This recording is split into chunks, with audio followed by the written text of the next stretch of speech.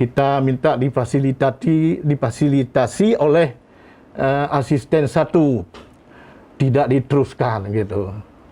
Sehingga tahu-tahu sudah ditunjuk PLT.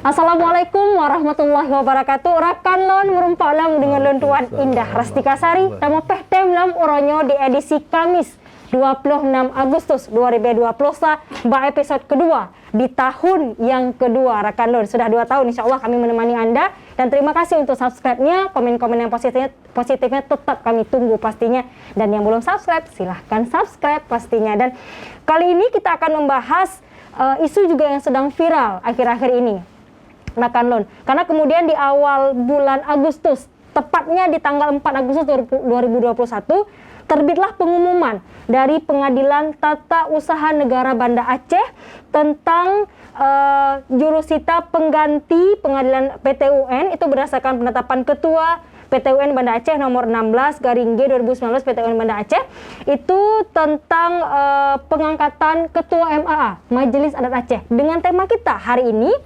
kisruh Majelis Adat Aceh berlanjut. Benarkah Gubernur Nova abaikan putusan PT-UN dan Mahkamah Agung? Kita akan bahas ini dengan Bapak Muhammad Daud Yusuf SHMH.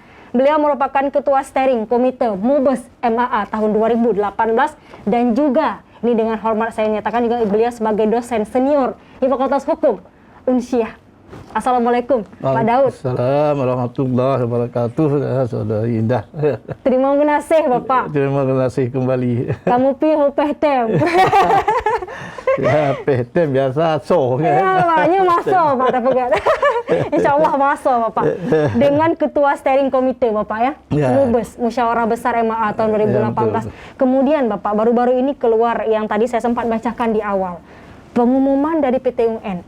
Jadi ada beberapa poin yang saya coba lanjutkan.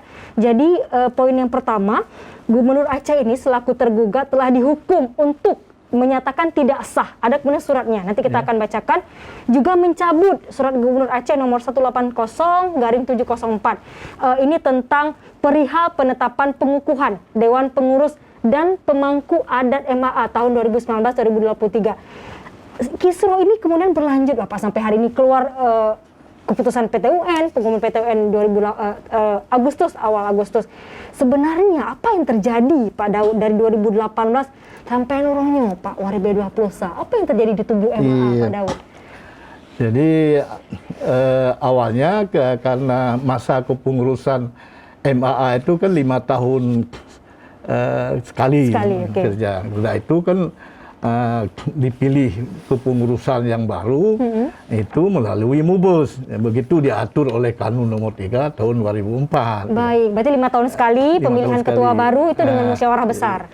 Musyawarah besar. Jadi untuk biasanya artinya MAA sebelumnya juga mengadakan musyawarah sebelum habis masa jabatannya, supaya nanti habis masa jabatan lanjut yang baru begitu.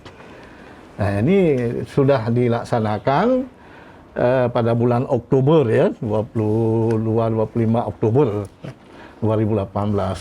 Nah, kemudian ya yang artinya diikut oleh peserta-peserta yang sesuai dengan kanun gitu. Seluruh kabupaten kota ya Pak ya? Ya, dari ketua-ketua MAA kabupaten kota, perwakilan juga dari Jawa, dari Pulau Jawa ada ya, sampai Makassar sebenarnya ada.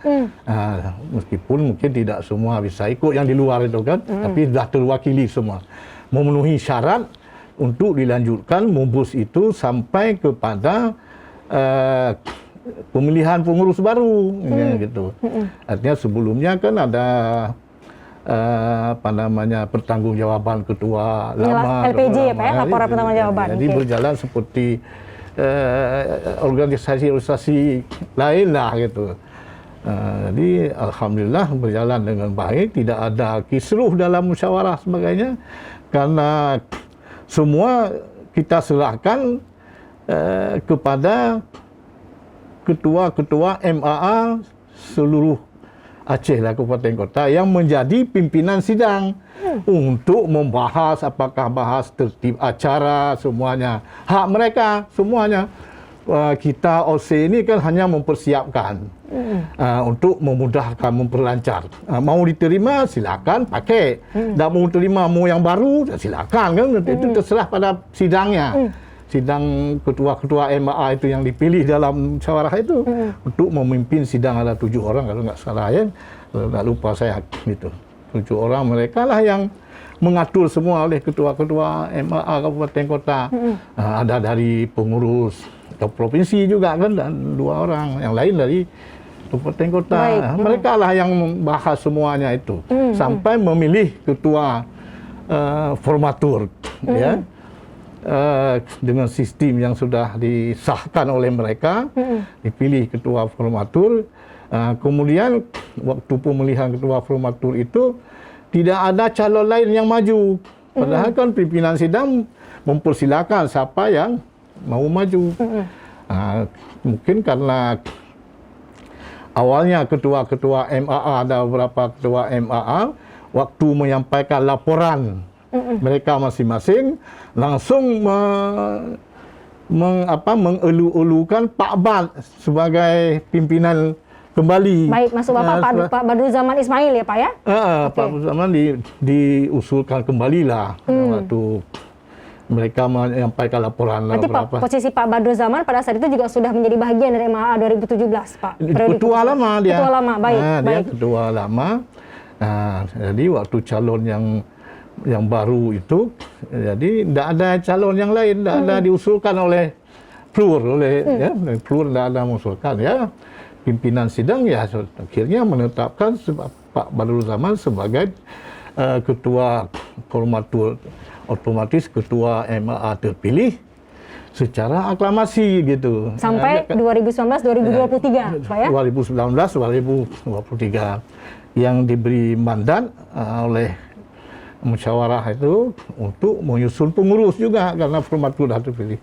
Jadi akhirnya pengurus disusun dan kemudian diusulkan ke gubernur untuk di SK-kan supaya dapat menggunakan fasilitas negara seperti gedung kantor dan sebagainya, honor kan gitu. Di sini mulai kisahnya di sini ya Pak? Di sinilah karena tidak mau meng-SK-kan gubernur. Apa yang terjadi Pak? Tidak ada terjadi apa-apa. Mungkin ada pihak-pihak ya, kita tidak tahulah. Ada pihak yang berkepentingan ya, sehingga mempengaruhi, mengintervensi gubernur mungkin gitu. Syarat muatan politik Pak? Iyalah muatan politik di situ kan. Jadi dicarilah celah-celah untuk gubernur tidak mensahkan Pak Badrul Zaman sebagai ketua. Karena mungkin itulah politik gitu kan, muatan politik. SK Pak Badrul Zaman tidak keluar, kemudian sampai kemudian Pak Badrul Zaman ini menggugat Pak. Kenapa menggugat? Karena sesudah kami menerima surat gubernur itu tidak mau meng-SK-kan. Gubernur memberikan surat, tidak mau meng-SK-kan memang?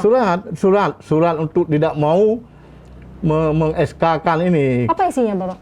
Ya menolak, dia harus dibuat mubus ulang gitulah kira-kira. Tapi kan seharusnya itu bukan wewenang dari gubernur Pak, karena kan memang tadi Bapak awal katakan ya memang bukan wewenang gubernur, tapi kan karena SK pengukuhannya dari gubernur, nah, itulah dia karena punya hak, punya kuasa. Karena yang tanda tangannya gubernur. Mungkin itulah kan, jadi tidak mau mengakui hasil mubus 2018 gitu. Tadi itulah saya katakan mungkin ada pihak yang berkepentingan lain yang mau menjadi ketua MAA kan, atau mau masuk ke dalam pengurus MAA periode itu tidak masuk mungkin karena tidak diakomodir mungkin kan, kita tidak tahulah itu. Nah, tapi yang jelas gubernur mengeluarkan surat penolakan untuk di SK-kan itu, pihak kami sebelum menggugat itu mau beraudiensi dengan gubernur. Tidak diterima. Kita minta difasilitasi oleh asisten 1 tidak diteruskan gitu. Sehingga tahu-tahu sudah ditunjuk PLT. Sudah ada PLT. Sudah ditunjuk PLT lah kemudian kan gitu. Kira-kira dalam 1 bulan itu mungkin itulah akhirnya ditunjuk PLT. Siapa Pak PLT saat itu?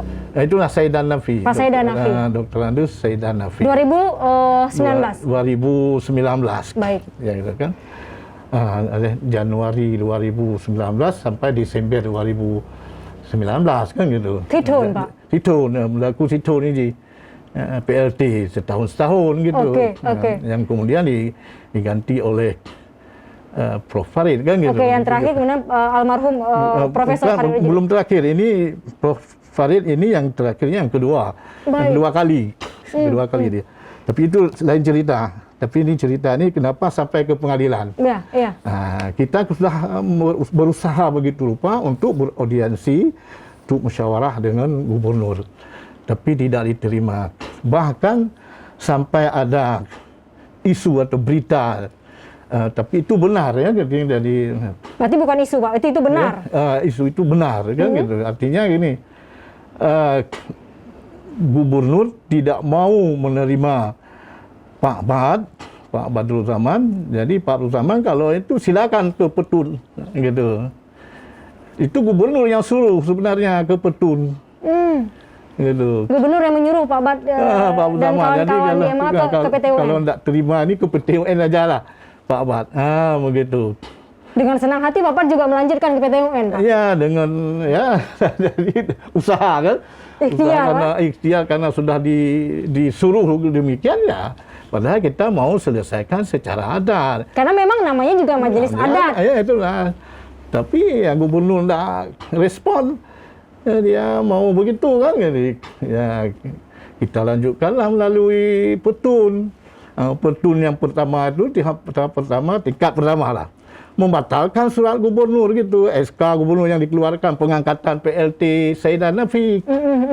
Tapi tidak digubris juga. Oke, berarti itu yang nomor 821/298 ya, tentang pengangkatan PLT ya Pak ya, Pak Saidan Nafi itu.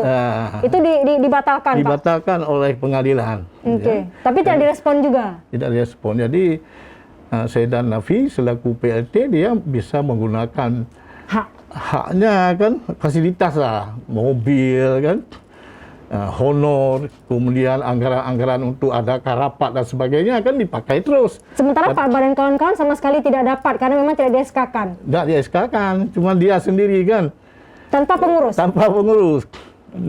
Padahal majelis itu kan ada pengurus kan, ketua dan wakil ketua dan pengurus. Tapi ini tidak karena PLT begitulah. Mungkin anggapan ya pihak penguasa kan gitu, tidak perlu pengurus kan gitu. Nah itu urusan yang lain lah. Tapi yang kita sayangkan sudah dinyatakan tidak sah, tapi dilanjutkan lagi dengan pengangkatan PLT Prof. Farid Majdi. Itu di 2020 ya Pak? 2020 sampai 2021 lah itu kan. Artinya Januari 2020 sampai Desember 2020 juga kan. Pak Daud, Anda juga selaku dosen, Pak, dosen hukum. Bagaimana kemudian dalam tataran hukum, jika memang satu ini proses sudah jelas, ini tidak sah, tapi kemudian dilanjutkan kembali, bagaimana Pak seharusnya ini dalam kacamata hukum, Pak Daud? Iya, memang yang seyogyanya putusan pengadilan itu kan dipatuhi, ya, ditaati. Cuman oleh hukum itu sendiri juga masih memberikan kesempatan ya kepada pihak yang kalah, artinya begini, pejabat negara diberikan hak untuk meneruskan keputusannya, dianggap sah. Karena itu keputusan misalnya pengangkatan Saidan Nafi sebagai PLT dianggap sah sebelum dinyatakan tidak sah oleh pengadilan. Oke. Tapi kalau sudah dinyatakan tidak sah, seharusnya kan tidak dilanjutkan lagi. Oke, artinya Pak Saidan Nafi sudah diberhentikan, digantilah almarhum Prof. Farid. Ya, Nah, soalnya Prof Farid tidak boleh juga lagi. Secara hukumnya tidak boleh. Secara hukum tidak boleh lagi ditunjuk sebagai PLT karena pengangkatan PLT tidak sah gitu. Nah, sebelum ada putusan pengadilan ya sah-sah saja kan begitu. Tapi sudah ada putusan pengadilan itu sudah tidak sah. Tapi ini diabaikan oleh gubernur, ditunjuk Prof Farid sebagai ketua PLT, ketua MAA itu. Secara hukum ada sanksi tidak Pak ke gubernur dengan semua kondisi yang ada diabaikan dengan putusan pengadilan tadi? Iya, ya, itu kan artinya gini, ini belum artinya putusan pengadilan pertama itu kan boleh dibanding. Baik. Dibanding ke pengadilan tinggi Tun Medan. Saidan Nafi bersama gubernur lah itu kan, bersama gubernur. Saidan Nafi sebagai bukan pendamping, artinya tergugat, ya, terpanggil dia gitu kan, karena kasus dia dengan gubernur. Banding ke Pengadilan Tinggi Medan. Ternyata di Pengadilan Tinggi Medan juga ditetapkan putusan Pengadilan Tun Banda Aceh, artinya tetap tidak sah pengangkatan Saidan Nafi sebagai ketua. Ini kemana-mana tuh tidak sah ya Pak? Tidak Sudah jelas sah. tidak sah. Kemudian kan sudah ada keputusan pengadilan Tun demikian juga diangkat Prof Arif gitu sebagai PLT ketua. Kan kan betul-betul mengabaikan keputusan pengadilan, meskipun dalam hukum acara Tun itu hukum acara di pengadilan ya masih dibenarkan untuk mengajukan kasasi ke Mahkamah Agung. Okay. Mereka mengajukan kasasi langsung gitu kan, tidak mau terima putusan Pengadilan Tinggi Medan gitu kan, langsung ke MA gitu. Ternyata dalam tempo entah berapa bulan, 7 bulan kita ingat saya berapa bulan kan, artinya turunlah kasasi dengan menguatkan keputusan pengadilan bawahannya, artinya putusan Pengadilan Banda Aceh, ya, putusan Medan, ya, itu ditetapkan, dikuatkan lagi, sehingga jadilah putusan itu kuat atau disebut dengan ingkrah, ya, ingkrah. Keputusan hukum tetap ya Pak, berkekuatan hukum tetap. Ingkrah, ingkrah van Ruesde kalau bahasa Belanda, ya, ingkrah van Ruesde.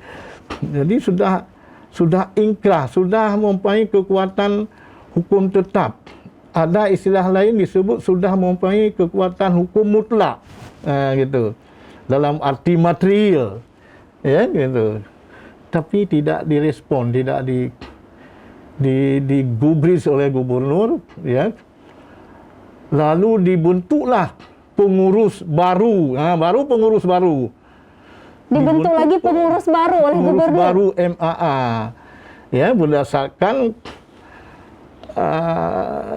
bukan musyawarah seperti yang kita laksanakan dulu. Tiba-tiba. Musyawarah ya tiba-tiba yang mungkin yang awalnya tujuannya caranya gini, diundang ketua-ketua MAA kabupaten kota oleh kepala sekretariat tanpa melibatkan Pak Daud dan Pak Mat. Ada. Jadi diundang mereka dalam surat undangan untuk rapat kerja, gitu. Untuk raker. Gitu.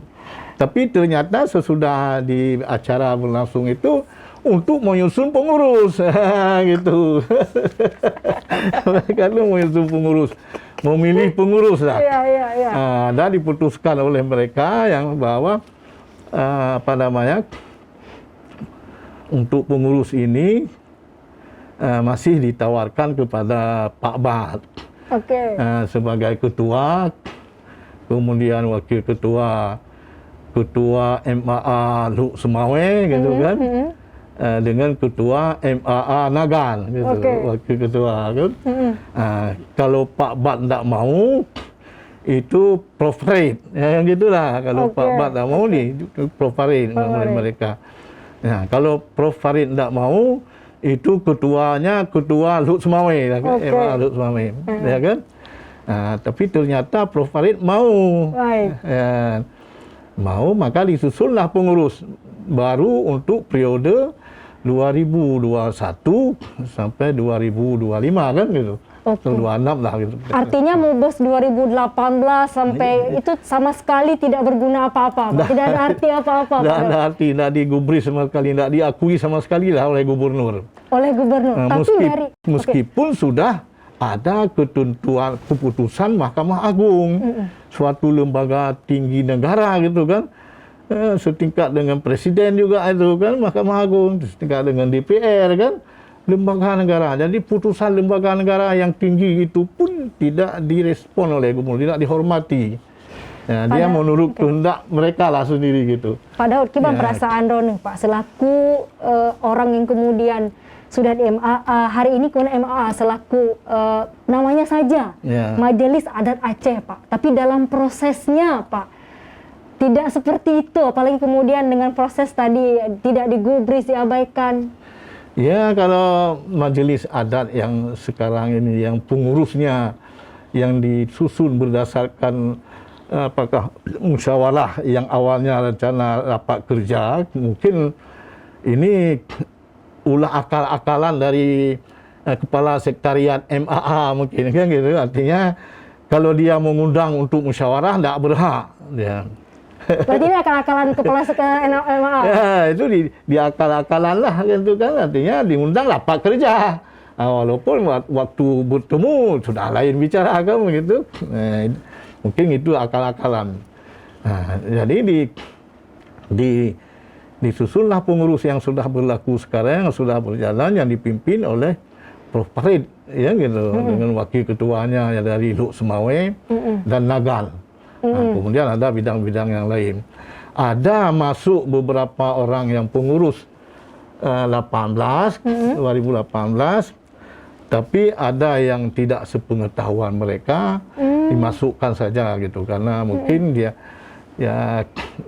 kami ada diajak untuk berkompromi, tapi kita tidak mau karena ini putusan pengadilan harus dilaksanakan dulu. Baik. Yang gitu ya kan. Jadi artinya kompromi seperti tadi diajak Pak Bad sebagai ketua. Artinya Pak Daud dan Pak Bad tidak mau ikut karena memang ini bukan secara hukum itu ilegal. Ya, ilegal. Secara hukum ilegal, tidak sah karena keputusan pengadilan sudah kuat itu kan, mensahkan 2018. Kenapa ada yang lain ini kan gitu. Nah, ini yang jadi kita anggap ini memang tidak sah, ilegal gitu.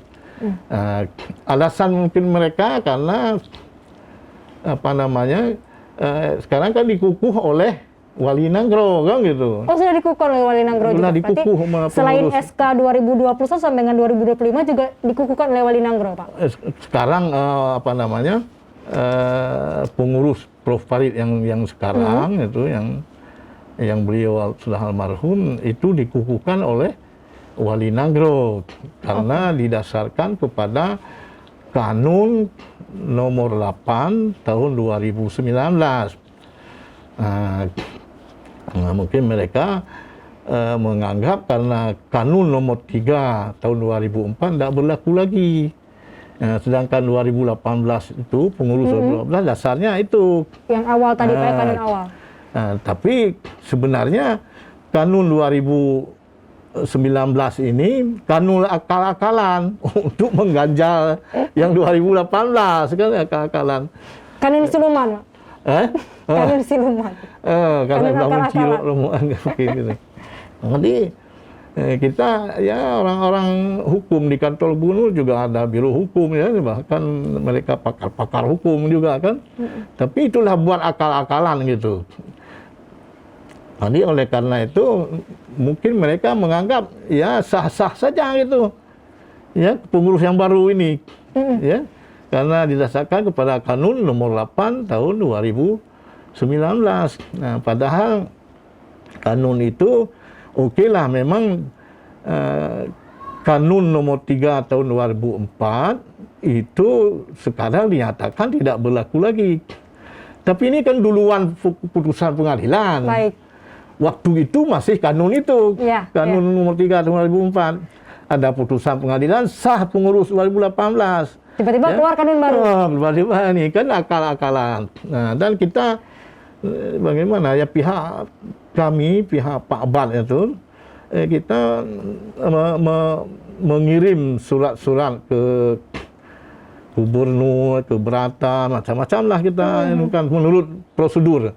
Karena prosedur mengatakan demikian sebelum mengambil keputusan pihak ini kirim keberatan dulu gitu supaya sebelum menggugat juga keberatan dulu gitu kan. Iya. Jadi jalur hukum lah Pak. Ya, jalur hukum. Prosedurnya ya normal ya Pak. Kalau gubernur tidak mau merespon, kita kirim ke atasan, ke Departemen Dalam Negeri gitu kan. Baik. Tapi semua itu tidak digubris, tidak direspon oleh baik gubernur, baik di Kementerian Dalam Negeri. Baik. Tidak direspon itu semuanya. Jadi kalau memang pemerintah Indonesia ini mengatakan ya menggembar-gemborkan untuk menyelenggarakan pemerintahan yang good governance ya gitu, itu tidak ada, kita lihat demikian. Apalagi clean government ya. Bisa good government aja tidak dilaksanakan, apalagi clean government. Pemerintahan yang bersih, bebas korupsi itu jangan bermimpi ke sana gitu ya Pak ya, artinya ya.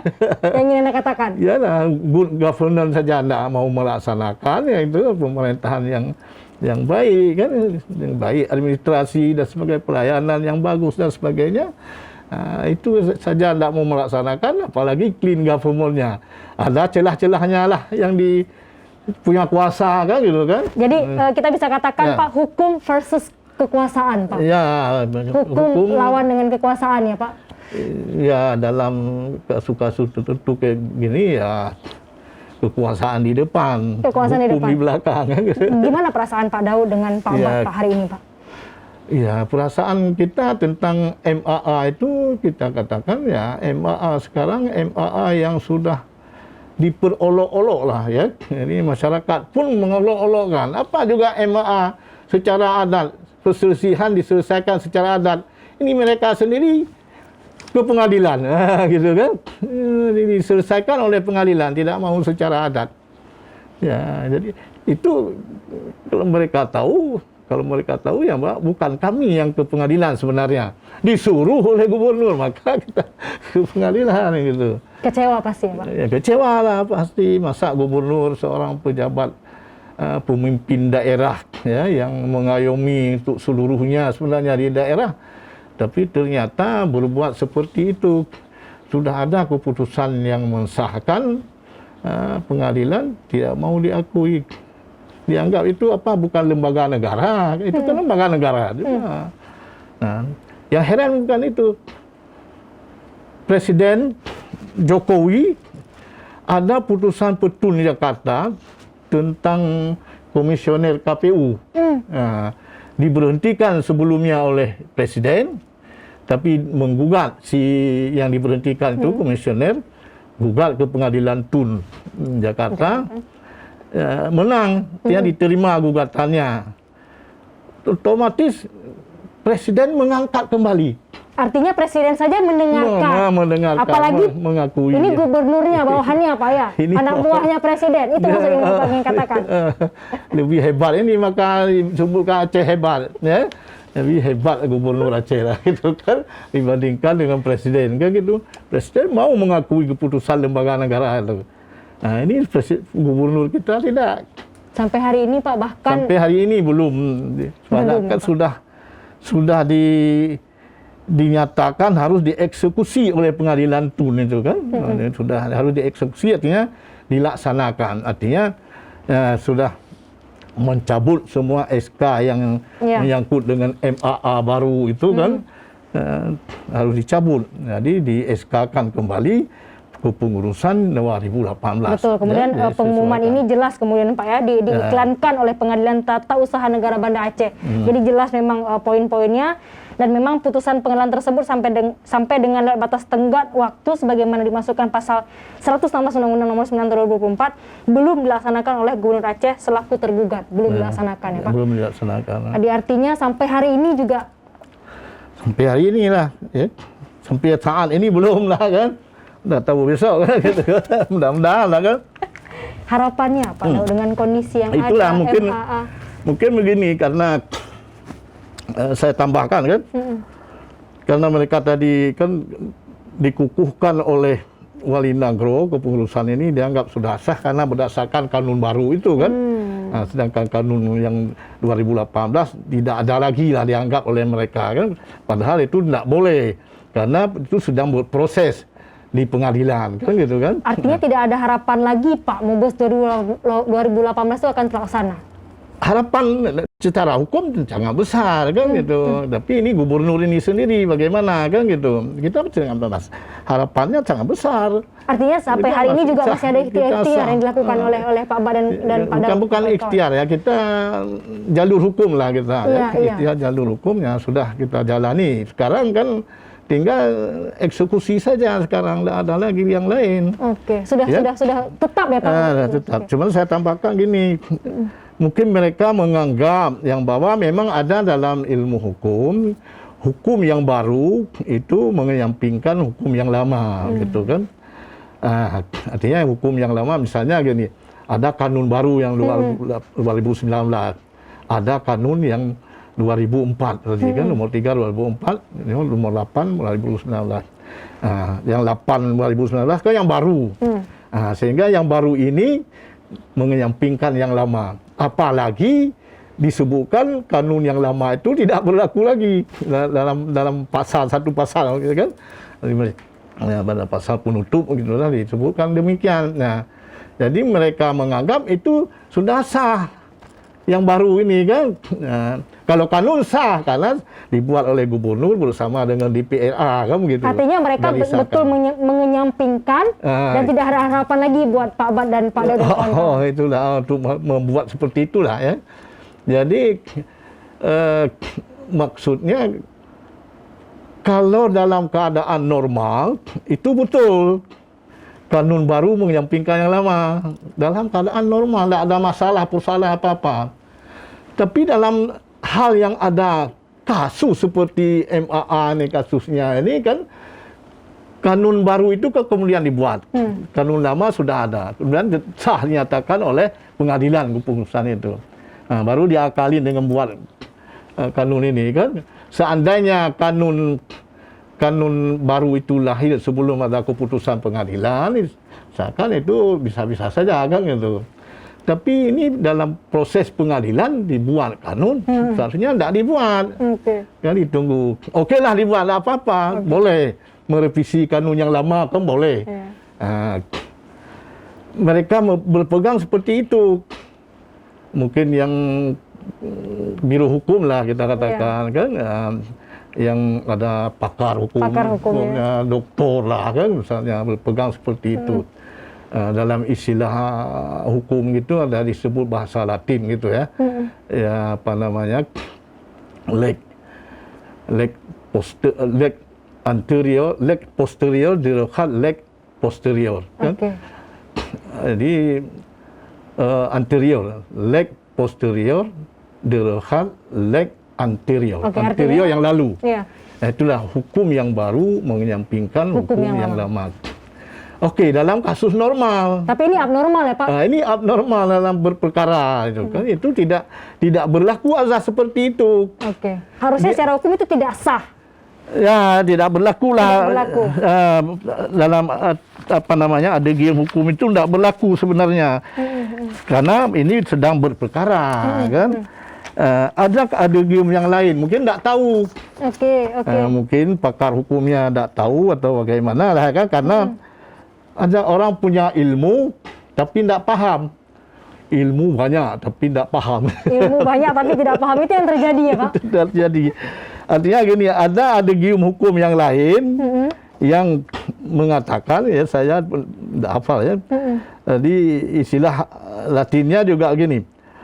Nova constitutio futuris formam imponere brevet, ya, non praeteritis, yang artinya kalau dalam bahasa Inggris disebut a new law ought to regulate what is to follow, not the past. Nah, artinya hukum yang baru itu ya mengatur hal yang yang akan datang sebenarnya. Baik. Ya, bukan yang lewat, yang sudah gitu kan, udah pas gitu kan. Iya. Tidak diperlakukan. Jadi Kanun nomor 8 2019 itu baru diberlakukan sehabis kepengurusan 2018. Baik. Untuk mubus yang akan datang itu pakai kanun itu. Bukannya itu hari ini terjadi gitu ya, Pak, yang ya? seharusnya begitu, yang benar secara hukum, ya, gitu.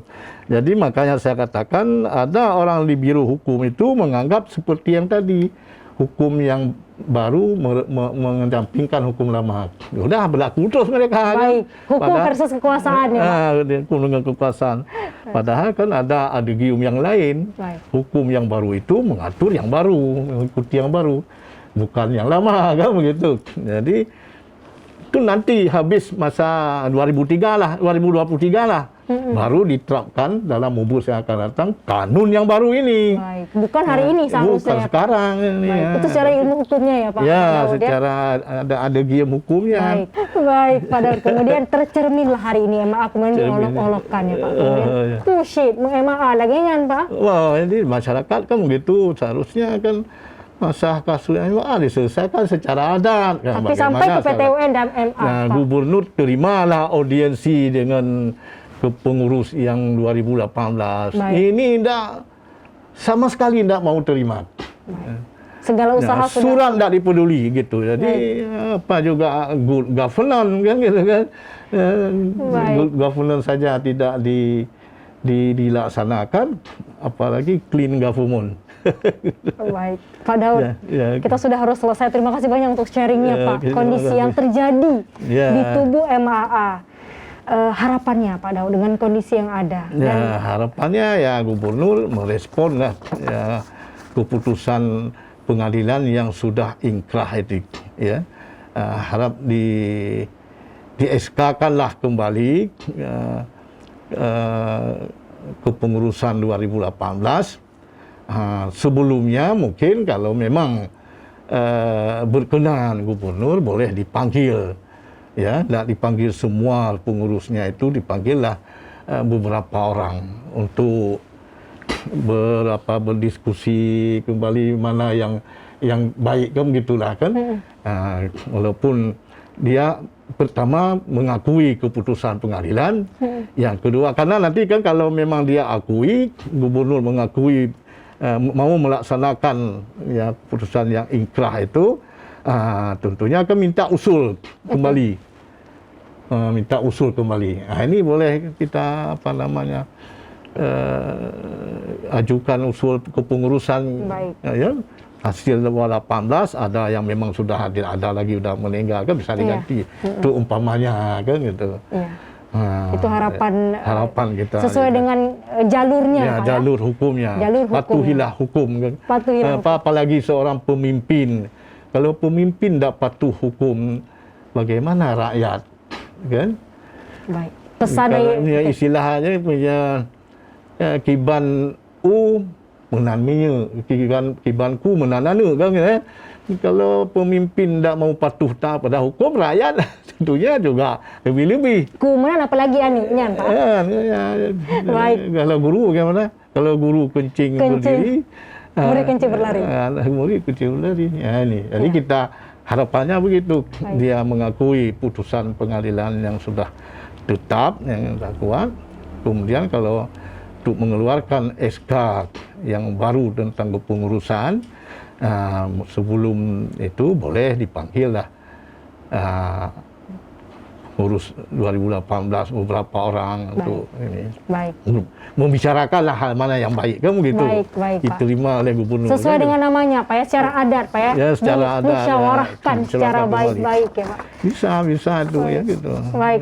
Pesan dari dosen senior Fakultas Hukum Unsia. Terima kasih banyak Pak Daud. Terima kasih Pak. Kanti Pehtem, Pak. Semoga mudah-mudahan Pehtemnya besok kan. Insya Allah masuk Bapak. Karena yang bicara kemudian punya kapabilitas yang kuat untuk hal ini. Terima kasih Bapak. Salam untuk Pak Bad ya Pak. Salam. Sehat-sehat terus Bapak. Dari Indah. Dari kami, dari Pehtem. Terima kasih dari apa istilahnya? PHTM apa sih istilahnya? Karyawan itu apa istilahnya? Dari kru, tim PHTM. Tim PHTM. Tim PHTM ini Tim PHTM. Kaget Bapak, terima kasih banyak. Kita tutup. Terima kasih juga untuk Anda rekan LON. Semoga apa yang kita sampaikan begitulah kondisinya di MAA, dan semoga tadi harapan-harapan kita dapat terlaksana dan bisa didengar oleh pemangku kepentingan, terutama gubernur. Terima kasih untuk Anda. Sampai jumpa di episode selanjutnya. Wassalamualaikum warahmatullahi wabarakatuh. Waalaikumsalam.